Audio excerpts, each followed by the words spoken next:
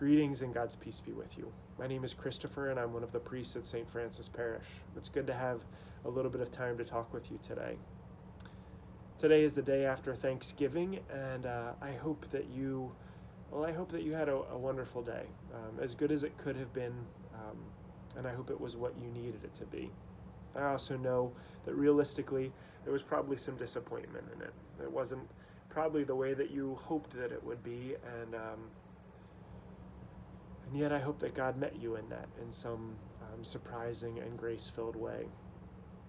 I know for me, the practice of giving thanks, of pondering all that I have and all that I am grateful for, it really helps me to reframe my life and the choices that I make, to not take things so for granted, which is an easy thing to do. But it's tough. It's tough for sure. As I ponder the tasks before us as human beings, as followers of Jesus in this time, it's difficult. There's no doubt about that. And I turn to our scriptures. I was looking at the passages assigned for today and tomorrow, and the gospel reading for tomorrow is a passage that I just got to preach on just a couple weeks ago, and I couldn't help but laugh as I thought about, God, what do I still need to learn from this? And the parable of the talents, you probably remember the story of the 3 slaves that were given differing amounts of talents, a large sum of money, and told to take care of it. And each of them chose to do different things with it. The third one, the one that most people focus on, is the one that he buried it in the ground. He was afraid for what would happen if he lost it, and he buried it because he wanted it to remain safe. As I stand here holding this shovel, I hold that as a reminder that I'm pretty good with this shovel. I'm pretty good at digging holes. I've got a fair amount of tools at my disposal. I've got this small shovel, and I've got this one here, and of course the one that I've already shown you. But I wonder what it would be like to put down these tools, to stop digging holes, and to extend my hands in a new way, a more generous way to take what I have been given and what I've been put in charge of, and to offer it more freely, to live in a less fearful way, to share the things that I have been given. This week, you likely have seen that we've had more information coming out as part of our digital campaign this week, just talking about the impact that we are having through our community center. The Epiphany Community Center does great work. Some of you may know a lot about it, but most of you probably don't.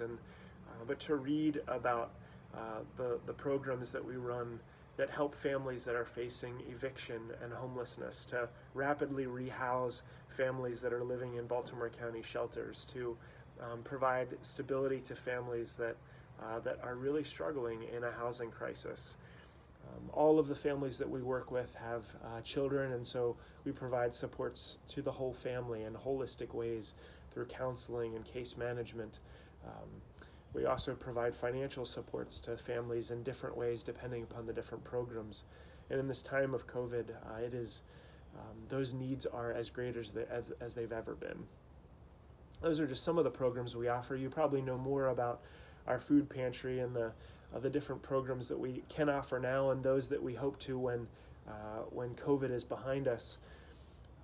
But our Homework Club is also an amazing program that we're running virtually to really help support kids in our community that need another adult to help them through their day, through the lessons that they're learning. And this is a challenging time for so many. I'm amazed by the work that we are doing, that our parish is a part of through the community center, and I'm grateful for the ways that we are sharing the gifts that we've been given. As we ponder what it means to make our physical space the building and campus something that can really welcome all. It's an amazing gift that we've been given, and how are we being called to take care of that space so that we can do even more work, do even greater works than these. As I put down tools like the shovel, and I pick up tools like our scriptures and books that invite me to reflect on my spiritual life and how I'm called to change. There's a book that I'm reading right now as part of my Franciscan formation, and a small group of my brothers gathered on Saturday virtually to talk about this Franciscan view of the human person.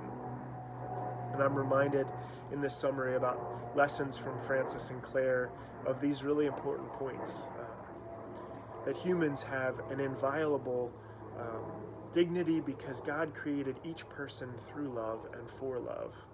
The scripture tells us each human being bears God's very image and likeness. Each human being bears God's very image and likeness. We know that from the beginning, from Genesis. The book goes on to say that we've also been given responsibility of being co-creators and co-redeemers with God, to use our gifts and talents for the common good of all creation, but especially for the poor. It's easy to reach back when times get tough, when I feel challenged, and to want to grab for the shovel, to start digging again. It's much harder to let go and to trust.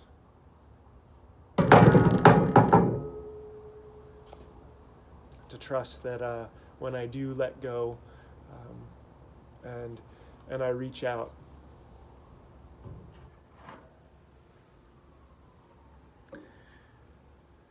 and I take the gifts that I've been given and I share them.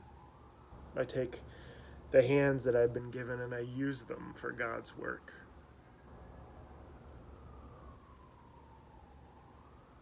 These are challenging times, no doubt about it.